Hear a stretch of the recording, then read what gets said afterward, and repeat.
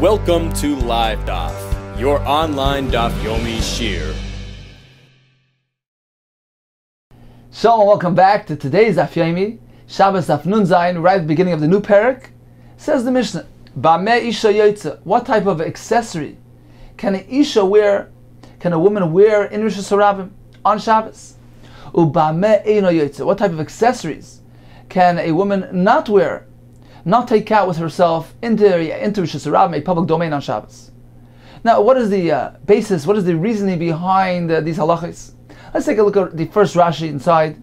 It says Rashi, Ba'meh Isha Yotze. To have a tachshit, we're speaking about a tachshit, an accessory which is something of an ornament, a piece of jewelry, and technically speaking, it's batal to the person. It's subordinate to the Isha, just like her garment, just like her malbush. And therefore, certainly, she's allowed to wear it on Shabbos. To have a tachshit, says Rashi, it's not a load. Continues Rashi.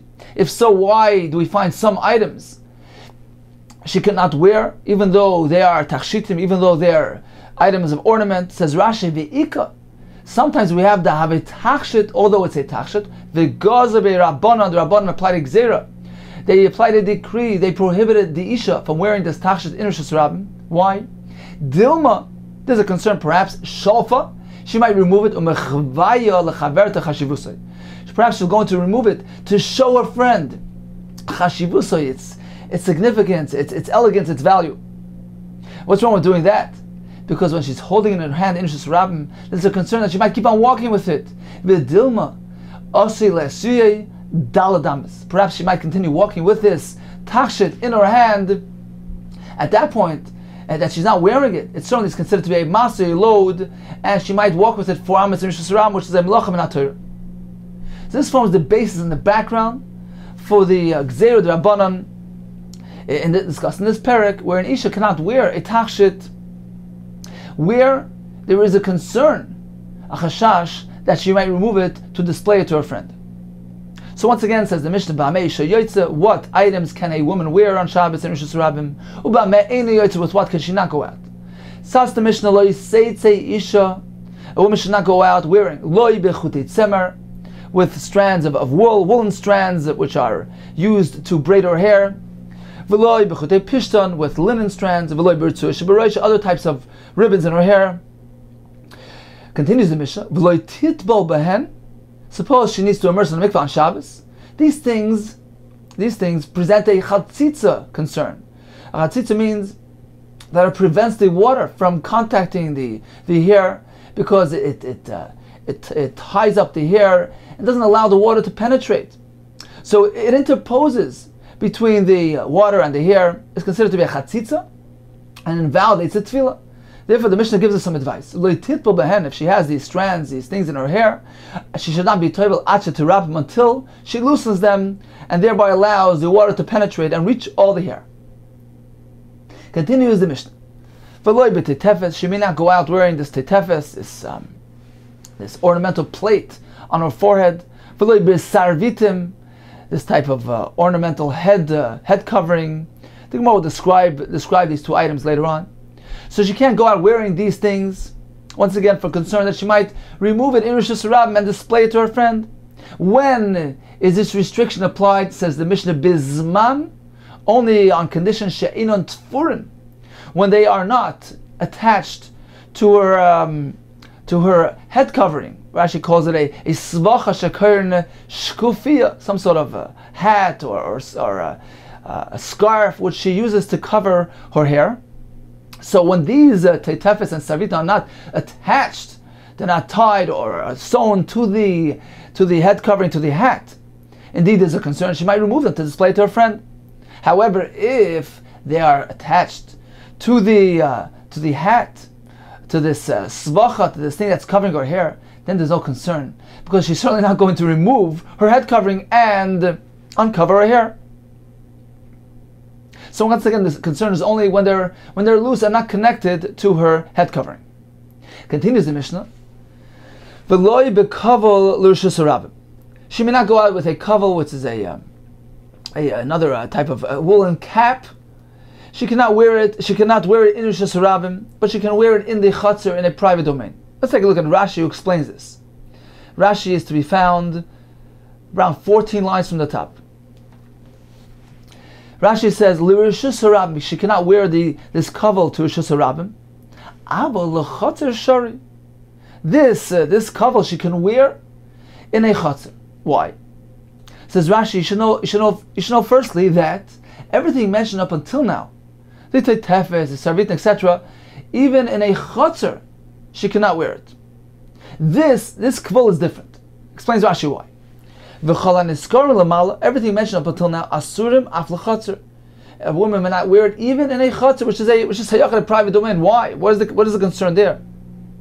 Shema targilem b'shus harabim, because she might become accustomed to wearing these things, and she wears it in a chotzer. There's a concern that she might continue wearing it in a shus harabim. Says Rashi, but 1 second. Why can't she wear it in shus harabim? Because of exer d'rabbanan, unless she might remove it and carry it. So it's merely isser d'rabbanan. We know Chacham never apply a double gzera. They don't prohibit one thing on account of another, on account of a third thing. So why do you prohibit even in a chatzar? Says Rashi, v'chad gzeri. It's considered to be one unified gzera. The gazer b'hem shloi tiskashet b'hem b'Shabbos klal. Chacham applied a across the board gzera. Don't wear these things. Don't be miskashet with these things. Don't wear these types of jewelry and ornamental items. Don't beautify with them on Shabbos. So it's on all across the board gzera. If you're going to wear it in the chatzah, perhaps you'll continue wearing it in shus harabim as well. So it's not considered to be a double gzera, rather a single gzera. Okay, so we know that all these tachshitin may not be worn in shus harabim nor in the chatzah. However, says Rashi, ubekvul hitiru. The Chacham made an exception for this kvul. They allowed her to wear it in a chatzah. Come on, but Pirkei, as the more later explains, shloi lesser as kol tachshitel. Chacham wanted to leave something out to have some allowance, to allow her to wear some sort of ornamental item. Because otherwise, if they prohibit everything, perhaps there's a concern with this gan al bala. If she doesn't wear any sort of tachshit, items of ornamental value, she might not find favor in the eyes of her husband. Tis gan al bala, and there is that concern. Therefore, the Chacham allowed something somewhere. They allowed her to wear this gvul at least in the chatzar. Okay, continues the Mishnah. V'loi bi'ir shel zahav. She may not wear this piece of jewelry, this golden ir shel zahav, which was like a figurehead of Yerushalayim. V'loi be'katla, nor this katla item. V'loi be'nezamim, nose rings. V'loi be'tabash, and nor with a ring that does not have a signet on it. She may not wear it in shus harabim or in a chatzar. What else can she wear? With this ornamental pin. But if she indeed wore these items, certainly she's not chayav to bring a chatas. Why is that? Let's take a look at Rashi here. This is the last Rashi in the Mishnah. It says Rashi, why do we say that if she was yotzas al shus harabim, she doesn't need to bring a chatas? Because certainly they're all considered to be tachshitim, items of ornament, items of jewelry, and technically speaking, minat Torah, one is permitted to wear these items on Shabbos in shus harabim. For Rabbanon, who the Gazabu, as we spoke earlier, the Rabbanon applied exer dilma for concern shalfa mechvaya. There's a concern that she might remove it and show her friend. So there's an issa Rabbanon. But if one indeed wears these items, v'im yatzas eino chayavas chatas, a chatas she will not bring because she did not transgress the issa minat Torah.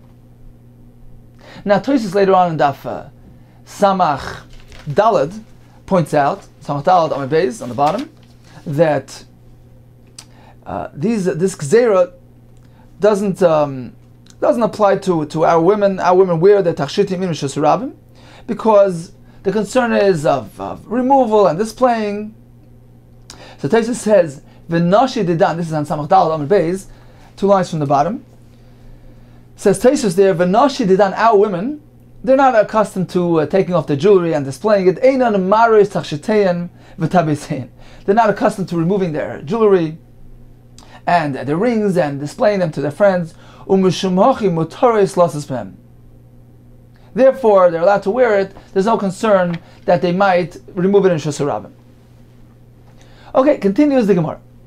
Let's take a look back at the Mishnah. The Mishnah began with hair accessories and continued with other body accessories. Now the Mishnah came and told us halacha. What about these hair accessories? You must loosen them prior to immersing in a mikveh. Says the Gemara, how does the halacha of Tvila connect with Hilchas Shabbos? Tvila? Man dechar shema. Who mentioned anything regarding Tvila? What is the connection? What is the point of discussing halachas of Tvila and mikveh right here in the middle of Hilchas Shabbos? Is there any sort of connection? Says more, yes indeed. It's very much connected. Amar Rav Nachmar Yitzchak, Amar Rabba Ravo. Ma tam kamar. It's actually the reason for the Yisr. The Mishnah begins with the Chutei Tzemer, Chutei Pishta, the Ritzuis in the woman's hair. What's wrong with that? Ma tam. Why she should not wear it? Apparently there's no concern here that she'll remove it and show it to her friend. It seems that these things aren't considered to be items of significance, of elegance that she wants to display to her friend. So why then is there an Issa Chachamim, an Issa D'Rabbanan, to wear these straps and ribbons on Shabbos?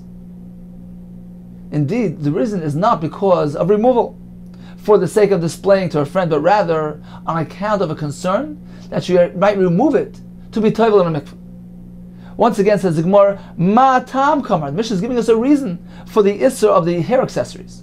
Ma tam leitzei isha, loy b'chutei tzemer. Why she should not go out wearing the chutei tzemer, the woolen strands, loy b'chutei pishta, the flax strands, b'pnei she'amru chachamim. Since the chachamim instructed, b'choil loy titba matcha terapim, when she is immersing b'choil on ordinary weekday, loy titva behem, she cannot be toivel with these accessories on her acha terapim, until she loosens them. Why? Once again, because of chatzitza, because they interpose, they get in the way, they block the access of the water to her hair. Because when her hair is all tied up and braided with these chutim, the water has a hard time penetrating. So Chacham instructed an Isha, when she is toivel during the weekdays, she must loosen them prior to tefillah. Now, based on that, we have an additional concern on Shabbos. Since on an ordinary weekday she needs to loosen them prior to tefillah, but Shabbos as a result of that, subsequently on Shabbos, we don't allow her to go out into Shus Harabah wearing these strands, these chutim. Why? Dilma, perhaps misramila tefillah shel mitzvah, an obligatory tefillah will come her way. She'll be obligated to go to the mikvah on Shabbos. And as we know, one can do that on Shabbos. Rashi explains, although one is not meant to be toivel a utensil, to be matayr a kli on Shabbos, because it looks like he's fixing it and has the appearance of a malacha.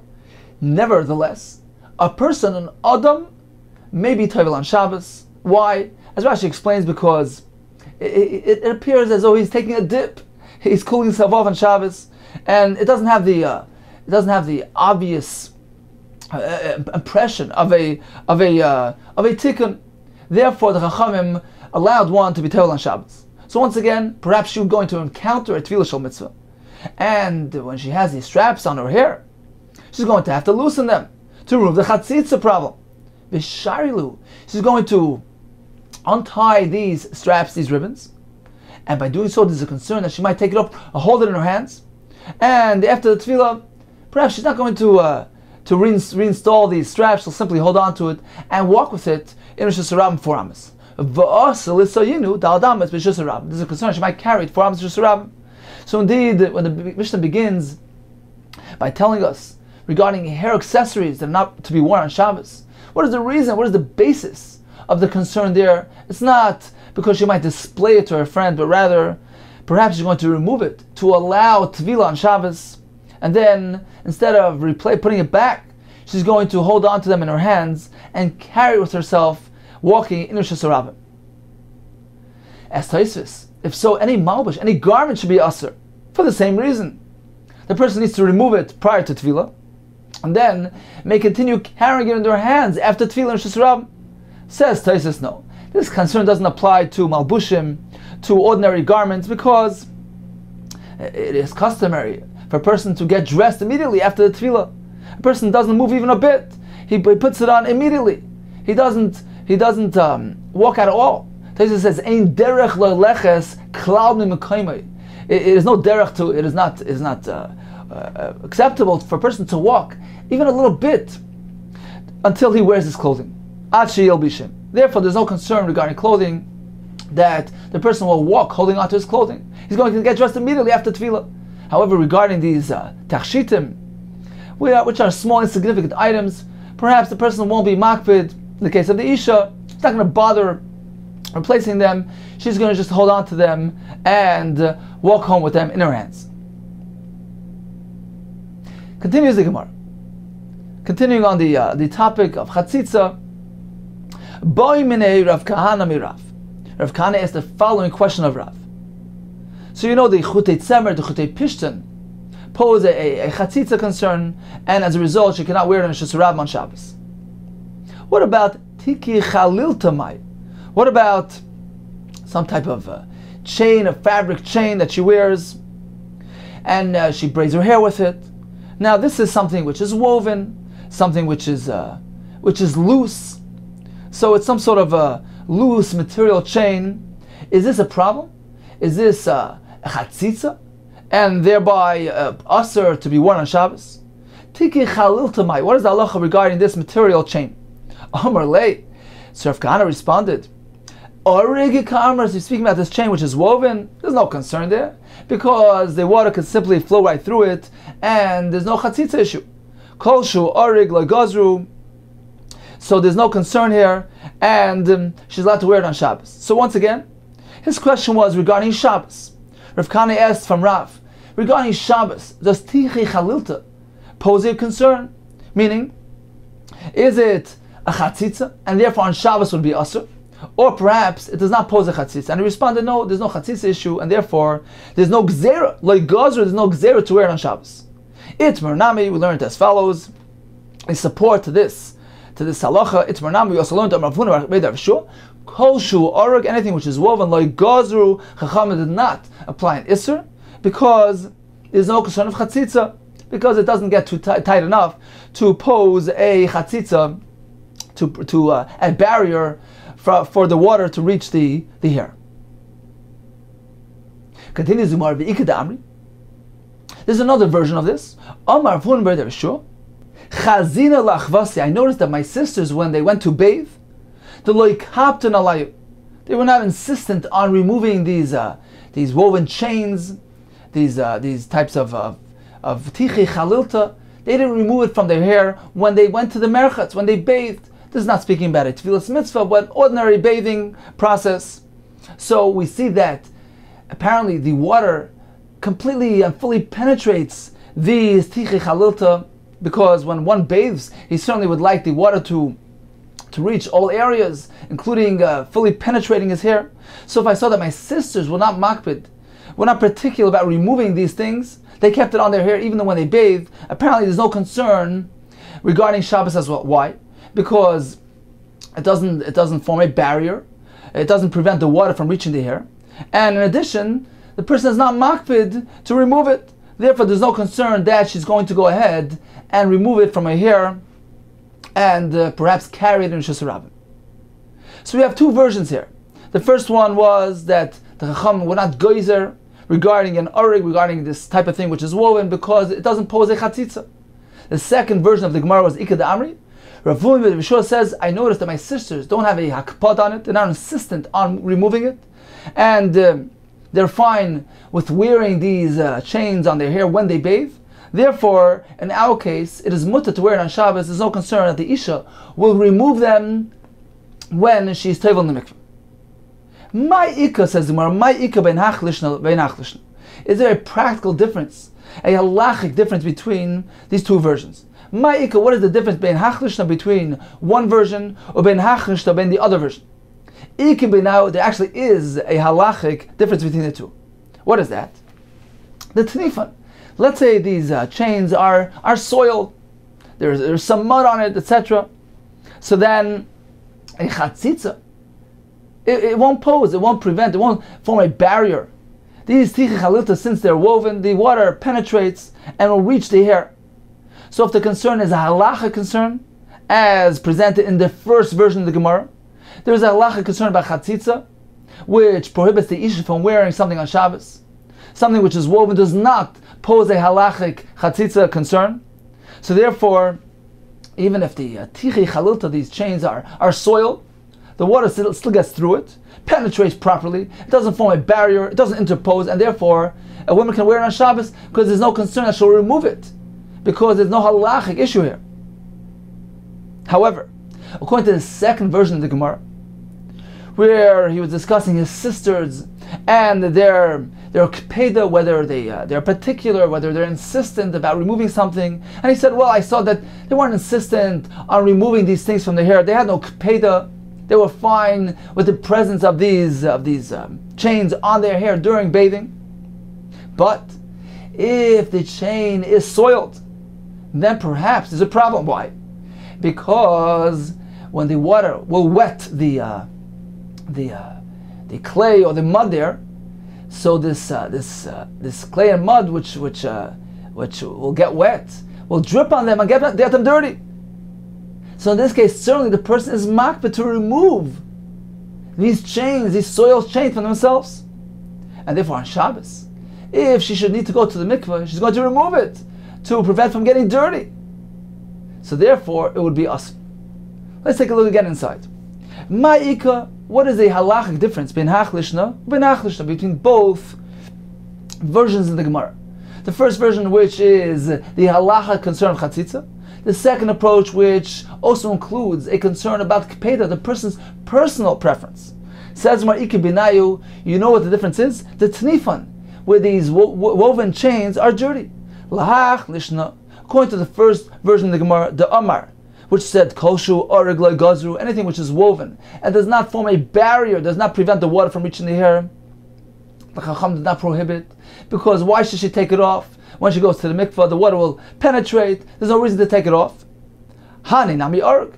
Here too, it's something woven, even though it's dirty, it's woven, it allows the water to penetrate, there's no halacha concern, and she will keep it on herself. However, according to the second approach in the Gemara, that the criterion is not only chatzitza, but also needs to be something which she doesn't care to leave on herself during the tefillah.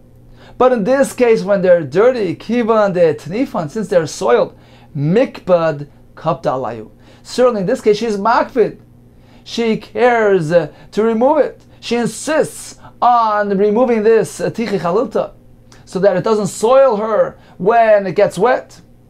And therefore, even though there's no chatzitza issue, but the dirt will compel her to remove it, and she might go ahead and carry it in Rishus Harabim for Amos.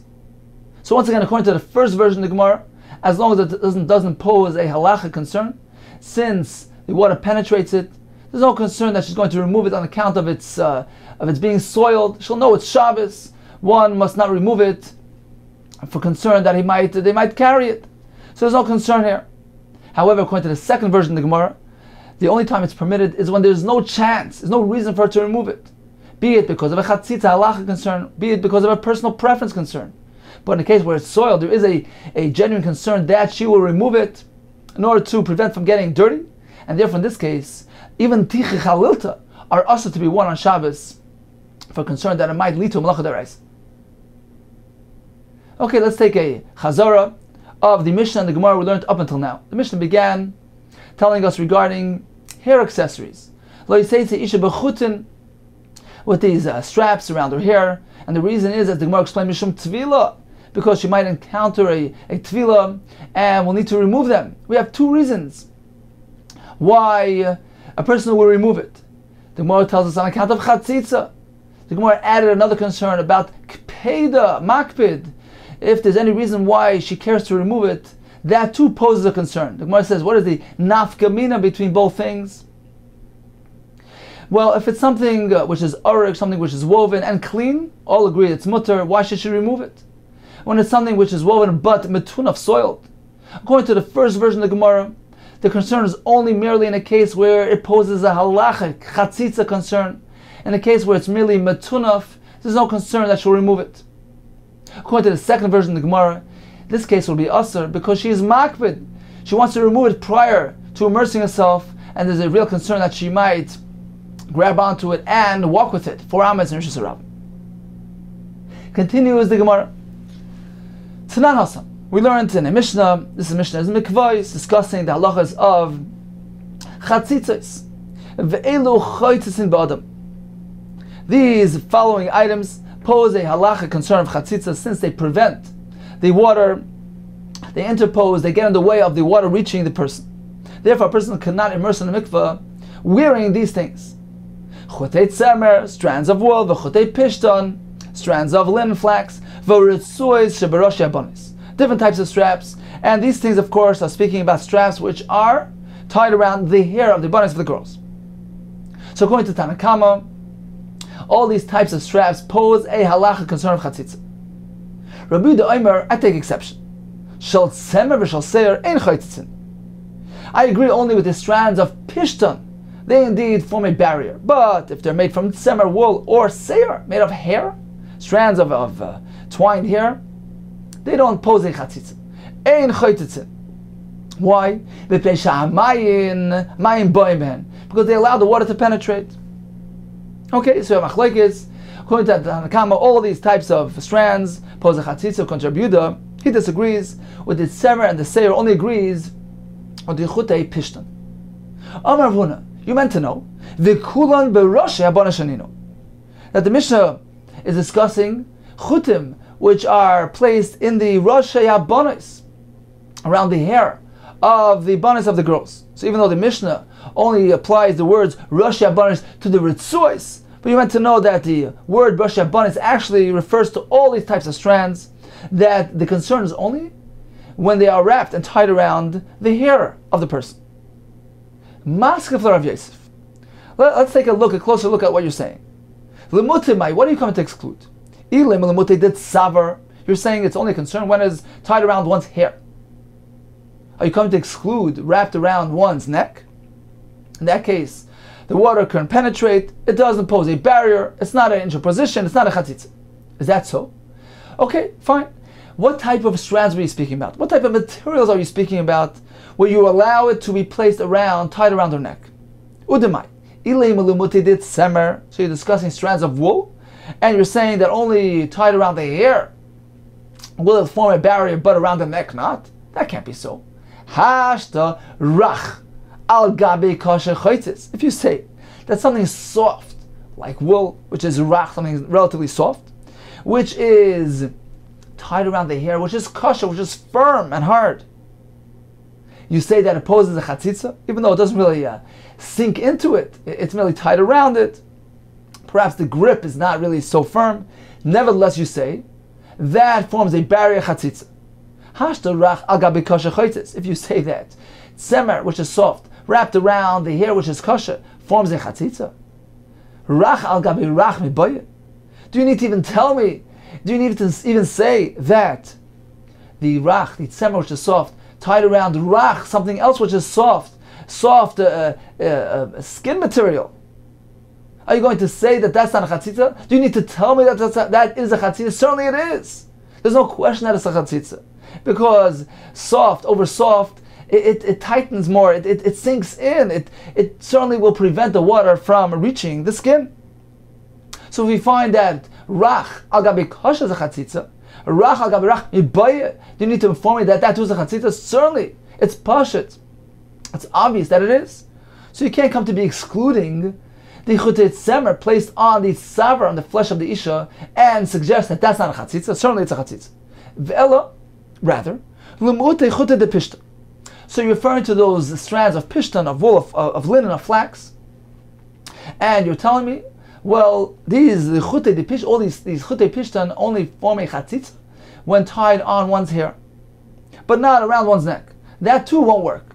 Because hashta kashal gabe kasha chaytis. If you say that something which is hard, like chutei pishton, are relatively hard and firm, if those firm things which are wrapped around something else which is firm, hair, that poses a chatzitza.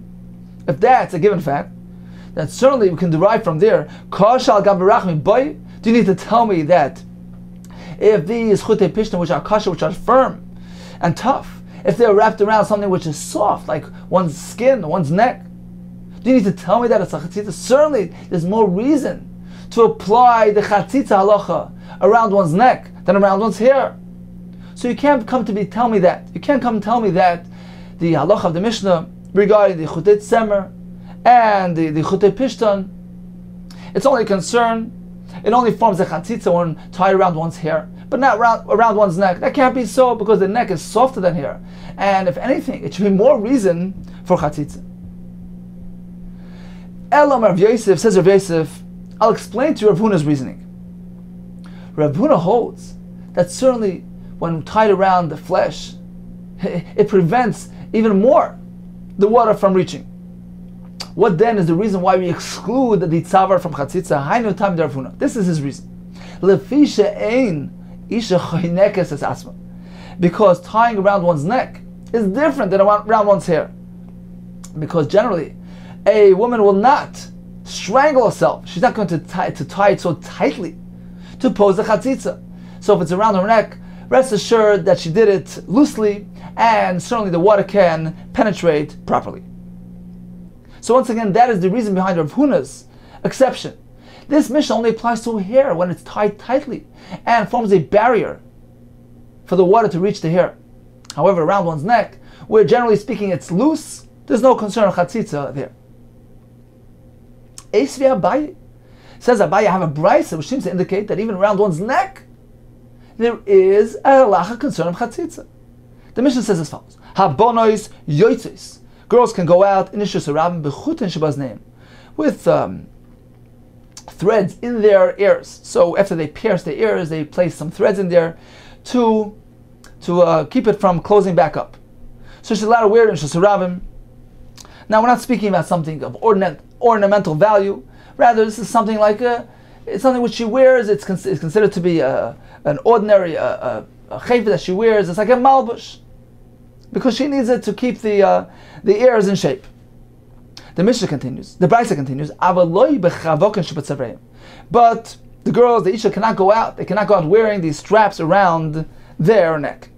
As Rashi speaks out, we're not speaking about ornamental straps, or rather functional straps. So the concern here is not that she might remove it and show a friend. We're speaking about something which is functional, like a malbush. Apparently the concern here is of chatzitza. Since it's around her neck, it's tied tightly around her neck and prevents the water from reaching the skin. If perhaps she will encounter a chiv tefillah on Shabbos, she will need to remove it on account of the halacha of chatzitza, and might carry it with herself in Shus Rabim. Apparently, even around one's neck, it can be tightly wrapped and pose a chatzitza concern. Says the Gemara, V'amris, if you maintain, Ein isha chanekes et atzma, a woman will not choke herself, and certainly something around one's neck will be hanging loosely. So why these straps around their tzavar are asur on Shabbos? Amar Avina, ordinarily speaking, a strap around one's neck is lying loosely, and there's no concern of chatzitza, just as Rav Huna taught us. However, here we're speaking about something unique. We're speaking about some type of article, a beged choshev, Rashi says, an item of significance which was worn in a manner where the strap was strapped around one's neck, and very tightly so. The isha choynekes es atzma, she tied it very tightly around her neck, the nichala, because she would like to look plump. She wants to look plump, and therefore it was customary to really wrap this strap tightly around her neck. So this is something of an exceptional case. It's something unique, which indeed was done very tightly and can pose a chatzitza concern, therefore it may not be worn on Shabbos. However, ordinarily speaking, the chutei tzemer, the chutei pishtan discussed earlier in the Mishnah, does not pose a chatzitza concern when wrapped around one's neck, because it is done generally loosely, so she should not strangle herself. Continues the Gemara. Let's analyze the Mishnah discussed earlier. We had a Tanakama. We had Rav Yehuda who said that I disagree with the chutei tzemer and the chutei seir, which are tied around one's hair. They don't pose a chatzitza concern. Rav Yehuda Omer, shal tzemer v'shal seir, strands of wool, strands of hair, ein choytetzin, are not considered to be a chatzitza, because the water penetrates. Rav Yosef. Whose opinion does the halacha follow? Who do we rule like? Rav Yehuda mashma halacha Rav Yehuda. We follow Rav Yehuda's shita b'chutei seir. With regard to chutei seir, they don't pose a chatzitza. The fact that you conclude and say, well, the halacha follows Rabbi Yehuda's shita, that strands of hair tied on the woman's hair don't pose a chatzitza concern. Apparently, there's an opposing view. You need to rule according to Rabbi Yehuda because there's a machlekes. What makes you think that the Tanna Kama disagrees with that? Perhaps the Tanna Kama agrees that hair on top of hair doesn't pose a chatzitza, doesn't really connect tightly enough to prevent the water to pose a barrier.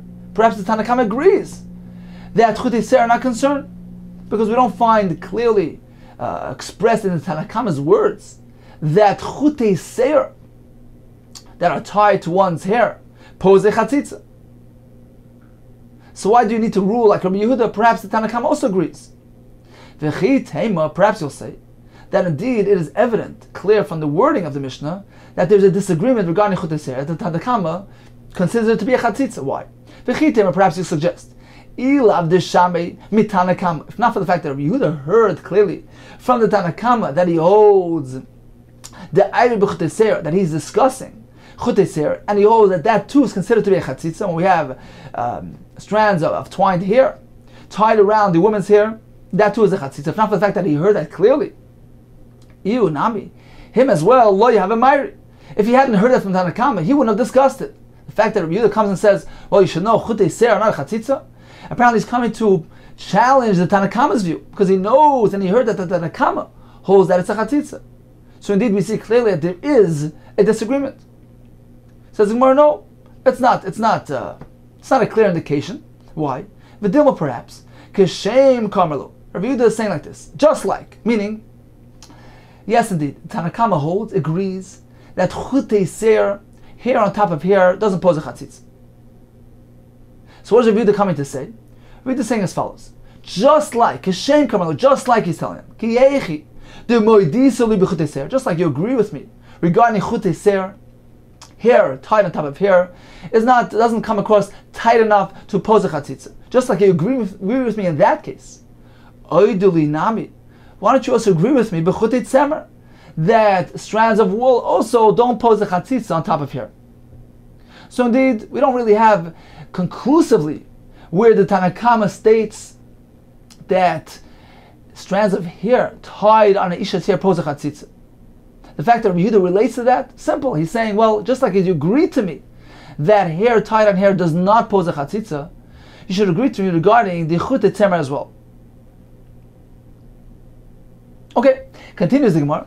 It's my we learned. Amar Rav Nachman Shmuel, Moedem Chachamim Rabbi Yehuda b'chutei seir. Indeed, the Chachamim agrees with Rabbi Yehuda that strands of hair tied onto her head do not pose a chatzitza concern, because water penetrates. Apparently, they're both of the same consistency. They're both the same ilk. There's hair on top of hair, so they don't tie firmly enough to pose a chatzitza concern. Tani nami hachi. We learned the same in a brayso. Chutei tzemer choytzitzin. This again is the Tanna Kama who says strands of wool pose a chatzitza. Chutei seir ein choytzitzin. Rav Yehuda Omer shel tzemer v'shel seir ein choytzitzin. So you see clearly that the opposing view agrees that chutei seir are not a chatzitza. It is only with regard to chutei tzemer that they have a disagreement. Amar Rav Nachman Yitzchak, masnis namideika. I can prove it to you from the words of the Mishnah as well. The wording infers as such, because the Mishnah says, Yoitze diktani yoitze isha. This is the Mishnah later on, Daf Samach Dalet. Yoitze isha b'chutei seir. A woman can go out in Shusram wearing these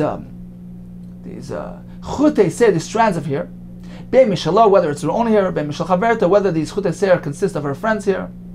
It's allowed. Says, well, let's analyze this Mishnah. Mani. Whose opinion does this Mishnah reflect? Ilem Rabbi Yehuda, if it reflects Rabbi Yehuda's shita, and therefore it allows an isha to go out wearing the chutei seir because there's no concern. What can be the problem? Chatzitza, mikvah, it doesn't pose a chatzitza, so she won't remove it. So whose shita are we reflecting here? Is it Rabbi Yehuda? Afilu chutei tzemer nami. Why did the Mishnah stop by Chutei Seir? The Mishnah should have also discussed Chutei Tzemer. Perhaps the Mishnah should have only discussed Chutei Tzemer, which are a greater Chiddush. Not only Seir, Al Gabi Seir is not Chatzitza, even Tzemer. Al Gabi Seir, Tzemer, which is a different consistency, it's something soft, placed on top of hair, doesn't pose a Chatzitza. So if that Mishnah would be following Shitz of Yehuda, the Mishnah should have mentioned that an Isha can go out wearing Chutei Tzemer, because they also don't pose a Chatzitza concern. Apparently that Mishnah is reflecting the Shittas Rabbanan, who hold that Tzemer is a problem. Therefore we can't allow it to go out with Tzemer because they pose a Chatzitza. But Chutei Seir does not pose a concern. Indeed, we have a conclusion here. We indeed infer from there that the Rabbanan agrees with Rabbi Yehuda regarding Chutei Seir, that they don't pose a Chatzitza concern. Seir on top of Seir, hair on top of hair, they're both the same type of item, same consistency, same makeup, and these two firm things tied on top of each other don't come together tightly enough, firmly enough to pose a chatzitza concern.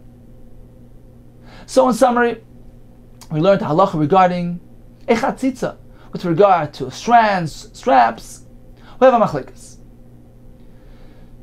According to the Tanna Kama, as the Gemara concluded that with regard to seir, strands of hair, there's no chatzitza concern. Tanna Kama and Rabbi Yehuda both agree on that.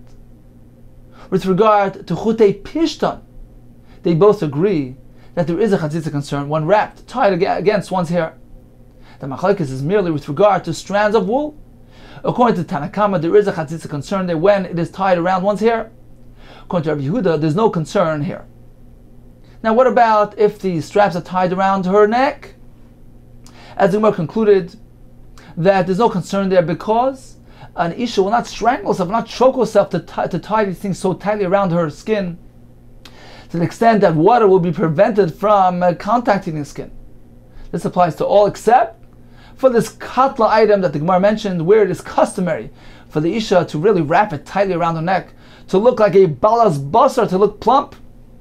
And in that case, the water indeed will not reach her skin, and there is a chatzitza concern, and therefore she cannot wear it into Shizarabim on Shabbos. Continues the Gemara. Loi b'tei tefes, an Isha may not go out into Shizarabim wearing this ornamental item, this teitefes. My teitefes, what exactly is this? Rav Yosef, chumrasa diktifta. We're speaking about some sort of packet which was worn to ward off, to chase away the ayin hara. The word ketifta, the Rosh Hashanah learns, means like koitiv, like picking off. So it picked off the ayin hara. So it's like an amulet. Says the Gemara, only Abaye. If that's the case, why can't you wear it on Shabbos? V'tehavi kikamiya mumcha v'tishteri. Why don't we classify it?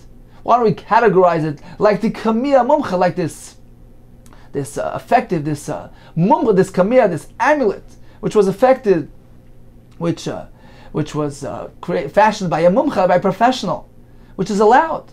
We learn later in the parak that it's allowed because one needs it for his health, for his well-being. It's considered like like part of him. It's like the halacha of malbush. So why is this different? Why can't you wear the tetzefes? Ella Amar Rav Yehuda Mishmei Abaye. The definition, the translation, the description of tetzefes must be something else. What is tetzefes? It is not this amulet, this packet, but rather apu zainu. We're speaking about some sort of ornamental plate which she has going across her forehead, and indeed there's a concern that she might she might remove it to show a friend. Tani nami we find similarly in the Bryce as follows: Yoitza Isha, a woman could go out into Shizarama wearing Yoitza Isha bisvacha muzeves, with a svacha, with a head covering which is golden, which is embroidered with gold, very pretty and elegant. Nevertheless, since it's a head covering, a cap or a scarf which used to cover her hair, there's no concern that she might remove it to show a friend and uncover her hair. So there's no concern there whatsoever. The Brisa continues, not only can she wear this svacha, she can also wear ubei teitefes, she can go out with this teitefes, ubei sarvitin, with sarvitin hakvum, which are attached to the svacha, because here too there's no concern. There's no concern that she'll go and remove the teitefes sarvitin to show a friend, because since it's attached to the svacha, the hair covering, she won't remove it on Shabbos, because she won't uncover her hair. So indeed, says the Gemara, we see an indication of what is the definition of tetefes. It's something which is sometimes attached to the head covering, to the svacha. So evidently it's not meant as this amulet, this packet described earlier, because that was not customary to attach to her hair covering. Rather, it's something entirely different, as the Gemara soon will describe. Eze tetefes, veze sarvitin. How exactly are these things described? Amar Avo, tetefes is a plate, hamukefes la'oizen la'oizen, which stretches from one ear to the other. It's placed on the forehead. It's an ornamental plate placed on the forehead from ear to ear. Sarvitin, what is that? That is some sort of ornamental head covering. Hamagin la ad lechaya, which droop down, dangle down till her cheeks. So these things are elegant and they're elegant, they're chashiv, and it's something which the Isha is tempted to remove and show her friend. Therefore, one may not wear it on Shabbos unless provided that it is connected to the hair covering. Amar Avuna, Aniyos, poor women, they fashion these items using colorful material. Ashirois, oisan shall kesav zazav. Affluent women go ahead and make it, fashion it using silver and gold. Now, what's the point of Rav Huna's statement? Explains the Ritva. He's teaching us a chiddush.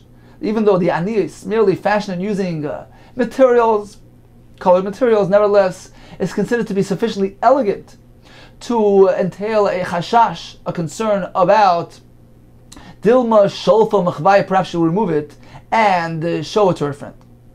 Continues the Gemara, the Mishnah told us, a woman may not go out below bekvul, she may not go out wearing this kavel. Now, this item could be referring to two things. It can be referring to a choisam of an eved, an emblem, a seal that an eved wears or that a shifcha wears. Or the word kvul can be defined as a kippah shel tzemer, a woolen cap worn by an ordinary woman underneath the svach, underneath the hair covering. So which one is the Mishnah referring to? Amar Rav Huna, let's take a look. Kvul zeh ein yodeh ma'hu. I'm not sure, I'm not certain how to define, how to interpret the word kvul. Are we speaking about this emblem that an eved wears, that a servant or a shifcha, maiden wears? And the Mishnah tells us that they may not wear it on Shabbos into Rishus Harabim. Why? Because of a concern that they might carry it. This will be discussed in the Gemara later. So that is the Isser discussed in our Mishnah. Avol kippah shel tzemer, but the swollen cap worn by the woman underneath the svacha, underneath the hair covering, shaper dami, that's perfectly fine. Because why? The concern always is that she might remove it to show to her friend. In this case, she won't risk pulling out the kippah shel tzemer, which might entail uncovering some of her hair. She won't do that. She won't be tempted to do that, and therefore certainly that's mutter. So according to this approach, when the Mishnah prohibits a kvul from being worn, it's referring to the emblem of the eved and not the kippah shel tzemer of the isha. Oidimo, perhaps. On the other hand, kippah shel tzemer tanan. We're meant to interpret, to translate the word kvul in our Mishnah as to referring to the kippah shel tzemer of the isha. There's a concern there as well. Perhaps she'll figure out a way to slip it out from underneath the svacha, from underneath the hair covering, and show it to her friend. The kosh can certainly cover the avda, the emblem of the eved, which is asur, for concern that he might carry in Rishus Harabim. So which way we meant to go? Amar avo mistaver. It is logical to say Kiman de Amar kippah shel tzemer tanan. It is logical to take the approach of the one who interprets the Mishnah. The word kvul to be referring to the kippah shel tzemer, the cap, the woolen cap worn by the woman. And the reason is because she might be tempted. She might figure out a way to slip it out and show it to her friend without uncovering her hair. And we find a brisa which supports this, which describes the kvul as being something which is positioned underneath the svach, underneath the hair covering. The brisa says as follows: Yoytze isha b'kvul. A woman can go out wearing this kvul. Ubeistama. This is another item described soon. Lechatzer. Although to Rishus Harabim she can't, but to a chatzer she could, as we learned in the Rashi and the Mishnah. The Chachamim allowed something, an isha, to wear some sort of ornamental item in order to find favor in the eyes of her husband. So into a chatzer, she can wear it, and it's different than the other tachshitim which are prohibited even in a chatzer. However, in Rishus Harabim, it certainly is asur. according to the Tanakam. Reb Shimon Elazar Omer, I disagree. He says as follows: Af b'kvul Rishus Rabbim. I allow even the kvul to be worn even to Rishus Rabbim. Why? Klal Omar Shimon Elazar. Shimon Elazar presented a rule, a general klal. Kol shula mata min asvacha yotzim boy. Anything placed that's positioned underneath the svacha. The svacha again is the hair covering. Anything that's underneath that is fine, is permitted, carries no concern. There's no reason to think that she'll go remove it and show a friend because she's not going to risk uncovering her hair. In order to get to the cap, to this kvul which is underneath her svacha, she needs to lift the svacha a bit, and she won't do that. So therefore, I say it's allowed even in Rishus Rabbim. Tanakama says only in Rishus HaYachid, only in the Chatzar. I say even in Rishus Rabbim because it's underneath the svacha. Kol shula ma'ala svacha. Indeed, something which is above the svacha, which doesn't entail removing the svacha and uncovering her hair. There's a real concern, a genuine concern that she'll go remove it to show a friend, and therefore ein yotzim, she cannot wear it and take it out into Rishus Rabbim. So apparently, the kvul is something which is underneath the svacha, which is the kippah shel tzemer, worn by the isha underneath the hair covering. And indeed, this brisa supports that definition of kvul. It's referring to the kippah shel tzemer, and the Tanakama prohibits the kippah shel tzemer to be worn in Rishus Rabbim, and Shimon Elazar says there's no concern of it being pulled out and being shown to a friend because it's underneath the svacha. So once again, when the Mishnah says b'kvul, we're referring to the woolen cap, which is positioned underneath the svacha, directly on the woman's hair, and there too there's a concern of being removed and shown to a friend, according to the Shita of Tanakam. So the Brisa told us that although according to the Tanakam the kvul may not be worn to Rishus Rabbim, but to the Chatzar it can be worn, the kvul, as well as the istama. My istama, what exactly is this istama? Ravo bizyoini. My bizyoini, what is that? Amra Abaye, Amar Rav Kali Yifruchi. It chases away the things that fly. Meaning, sometimes there are errant hairs that are protruding out of the outside of the hair covering of the isha. So she attaches some sort of item there, some sort of small scarf that covers up those fruchi, those errant, those protruding hairs. So this too is allowed to be worn by the isha in the chatzah. Tana Rabbanan Gimel Dvarim, never istama. 3 halachas apply to this item called istama. Number 1, Ein Ba Mishum Kalayim. There's no concern about kalayim because the isser of kalayim of mixing together wool and linen is only when they are spun, threads that are spun. This is an item which is made of felt, which does not have the property, the elements required for kalayim. It can be tamtami through a nega because there as well it needs to be formed from material which is, Rashi says, shua b'tavei, combed and spun. However, into Rishus Rabbim she cannot wear it for concern that she might remove it to show a friend. The name Reb Shimon, they added another thing with regard to the istama. Af einba mishum ha'toras kalis. There's no concern about the gzera of ha'toras kalis. The time of the Churban destruction by Hamikdash, the Chachamim wanted to minimize the somewhat to downgrade the expressions of celebration, and they applied an isser for a kala to wear this unique atoris kalas, these crowns that kalas used to wear. However, according to Reb Shimon, this istama is not considered to be significant enough, elegant enough to be considered to be an atoris kalas, and therefore a kala is allowed to wear it without any concern. Okay, time for a brief chazara on today's daf. Perhaps we'll begin from the beginning and then we'll conclude with a brief summary on the most recent piece of Gemara that we just learned as well. So the parak began discussing items of tachshitim, ornamental items that an isha cannot wear on Shabbos in Rishus Rabbim. And the concern is that she might remove it and carry it with herself in Rishus Rabbim. The Mishnah began with hair accessories. Now the concern there is that she not because she'll remove it on account of their elegance to display it to her friend, but rather, as the Gemara explained, on account of chatzitza, because they form a barrier. They don't allow the water to reach her hair, and it is a halacha concern. Perhaps if the isha needs to immerse on Shabbos, therefore she should not go out with those straps and ribbons and threads and strands tied to her hair. The Gemara actually told us that we must address two concerns. What is the criterion which allows something to be worn on Shabbos as a headband? It is either, according to the first version of the Gemara, something which does not pose a chatzitza concern, and therefore something which is arug, woven, is mutter. Even if it's dirty, it's mutter because the water penetrates. According to the second version of the Gemara, the criterion is, in addition to not being a chatzitza, it needs to be something which she is not makvid on, which she doesn't insist on removing. Therefore, something which is clean, woven, arug is mutter, but something which is woven but also matun of dirty, it poses a concern of her getting dirty, and she'll want to remove it on Shabbos. And therefore, that cannot be worn in Rishus Harabim, again for concern that she might remove it prior to immersing in the mikveh. We proceeded discussing halachas regarding chatzitzas on straps, ribbons, threads worn on one's hair. And we have a machlekes. According to Tanna Kama, even strands of wool pose a chatzitza. When they're tied around the hair, according to Rabbi Yehuda, they don't. They both agree regarding strands of pishtan, of linen, that they pose a chatzitza. Regarding strands of hair tied to hair, is not firm enough, it's not tight enough, and the water will surely penetrate with no concern.